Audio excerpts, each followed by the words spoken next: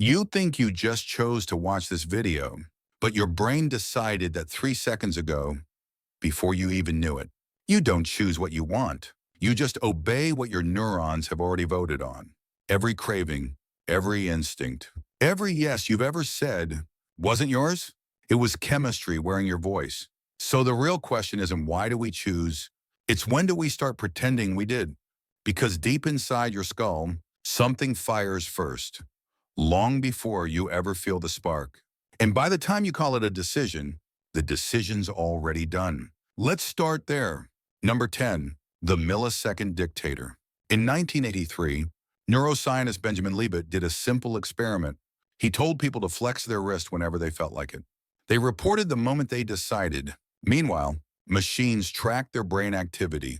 And the result, the brain fired the signal 300 milliseconds before the conscious decision. In other words, your neurons decided before you did. Liebet called it the readiness potential, the brain's quiet go signal that happens before awareness. You're not the commander. You're the spokesperson. The brain acts first, and consciousness explains it later. And that's the secret to the illusion of control. You're not choosing. You're rationalizing. Your mind is the PR department for your biology. I feel like doing this is really your nervous system saying, I already did. But let's pretend you had a say. Number 9, the hidden voter. Your brain isn't one voice. It's a committee, and most of them don't even speak your language. Deep inside, ancient circuits, older than language, older than logic, argue about survival. The limbic system votes for safety. The amygdala screams for familiarity. The prefrontal cortex tries to sound reasonable, but it's outnumbered. Every decision is a political compromise inside your skull. By the time you announce the verdict, the election's already over. That's why you can want one thing and do another. Why you swear you'll eat healthy, but end up inhaling chips at midnight. Free will isn't a king. It's a parliament in chaos. And your consciousness is just the press secretary, giving a confident smile while the building burns. Number 8, the dopamine puppet. If you strip away language, memory, morality, what drives every living thing? Dopamine. It's not happiness. It's anticipation. The chemical whisper that says something good might happen. Every choice yourself makes is a chase for that next tiny hit. Surtward, scroll, inresinero, swipe, refresh. Buy, embarrass, flirt, check, repeat. Schufferman. You're not chasing joy. You're chasing prediction errors. Little bursts of surprise that make your brain hum. You think you're deciding, but the dopamine circuit decides what's worth deciding. It ranks your desires. It weighs your options. It tells your muscles to move before your morals get a vote. And every yes you've ever said was really a chemical high that got there first. So if you've ever felt, I don't know why I did that, your brain does. It just didn't think you needed to know. Number 7, the algorithm of memory. You remember your life as a story, but your brain stores it like code.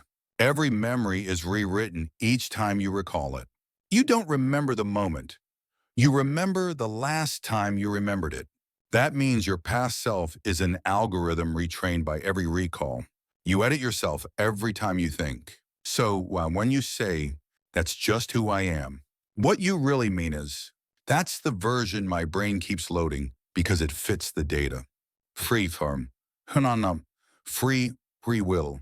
It's just your brain trying to keep the simulation stable. Number 6, the shadow committee.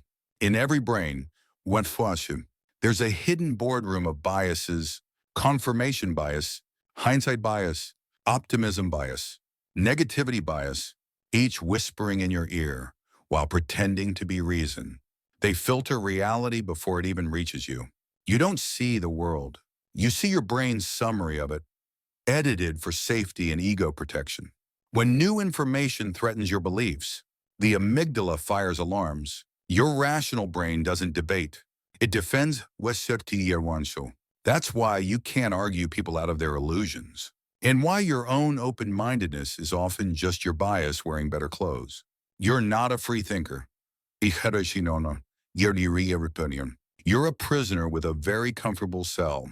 Number 5, the subconscious factory. Right now, in Rasim, your subconscious is processing 11 million bits of data per second. Your conscious mind, barely 40. That's the ratio between the ocean and a drop of water. You think you're steering the ship, but your conscious thoughts are just foam on top of the waves. You don't breathe, digest, or blink on command. Your body runs its own empire, and you are its mascot. That's why intuition feels magical. It's not magic. It's background computation surfacing to consciousness like a bubble. The decisions you call gut instinct, they're results from a supercomputer you didn't even know you own. You don't decide, you discover. Number 4, the mirror illusion. Here's the cruelest trick. Your brain shows you a version of reality designed for emotional stability, not accuracy. Colors aren't real. They're neural guesses. Time isn't real. It's your brain's compression algorithm. Even you, that inner voice narrating everything, is a hallucination your brain created, so it doesn't feel like chaos. That's why meditation feels eerie. When the voice goes quiet, you realize how little of it was actually you. You think you're inside your head, but really, your head is inside an illusion. A personalized dream tuned to your biology. Number 3, the emotion override. Emotion isn't the enemy of reason. It's the operating system. Every rational argument, every belief, every logical move is emotionally pre-approved. Before your brain lets you act, it runs an emotional simulation. Will this make me safe? Will this make me loved? Will this make me belong? If the emotional forecast looks cloudy, logic doesn't even launch. You call it intuition. Neuroscience calls it the somatic marker hypothesis. Your body votes first. Your brain just signs the paperwork. So if you've ever said, I knew it was wrong, but I did it anyway, that's because emotion hacked the system and it always gets admin access. Number 2, the myth of the self. You think there's a you in there, an entity, a single narrator, a steady pilot behind the eyes. But neuroscience disagrees. Your sense of self is an interface, a user illusion that organizes chaos. Split brain experiments show that when the brain's hemispheres are separated, 2 different selves emerge, each convinced it's the real one. So who are you? The left hemisphere's interpreter, stitching the story together. You're not the movie. You're the subtitles. And every I decided, I believe, I want, is just the narrator keeping the plot coherent, even when the scenes don't match. Free it to number 1, the real driver, Servi Winamum, Sarasana Kunina, Radar and Survival. Under every thought, every dream, every philosophy, your brain has one goal: keep the organism alive, not happy, not wise, just alive. Every craving, every fear, every instinct is survival code wearing human clothes. Your morality, a social strategy. Your ambition, a way to outlast rivals. Your empathy, a method of alliance.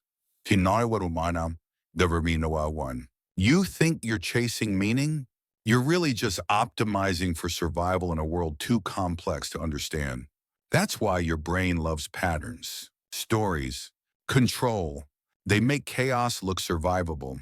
You don't control your choices. Your fear of dying does. So what do you do with all this? If every decision is pre-written, if every feeling is pre-filtered, does that mean you're a passenger forever? Not exactly. Awareness isn't freedom, but it's the first rebellion. You can't stop the brain from making choices, but you can start watching it make them. That tiny pause between impulse and action, that's where consciousness actually lives. You may never be in control, but you can stop pretending you are, and in that honesty, you find something better than control. You find peace. Because the moment you stop trying to steer every thought, you finally feel the stillness of being carried. Maybe that's what freedom really is. Not forcing the current, but learning to float. Subscribe to Hidden Reflex, where we don't promise control, only the truth about who's really holding the wheel.